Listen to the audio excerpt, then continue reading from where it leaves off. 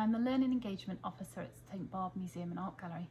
Today's video is all about the Iron Age and the objects that we have to show you. The Iron Age is well known for iron and the fact that the people living at the time started creating tools out of iron.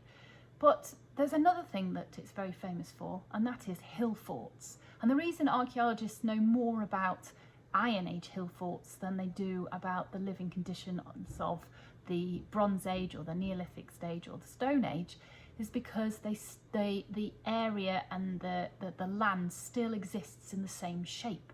And that's because Hillforts were created in a certain way by digging the ground and digging ditches into the ground and making sure that there were higher points and lower points, mainly for protection.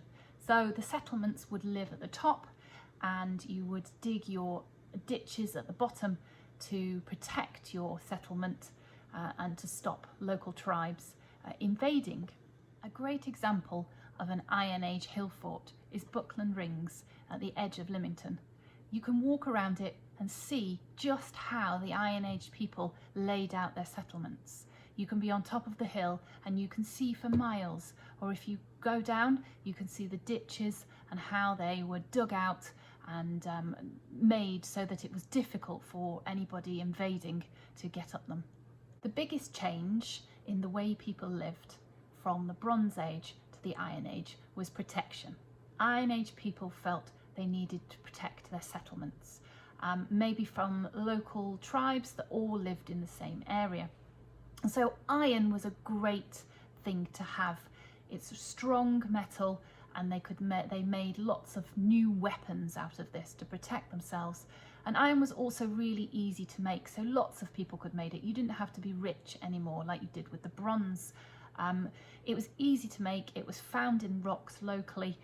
You got it out and you heated it up and you hammered your metal into shape so you could make lots and lots of different tools.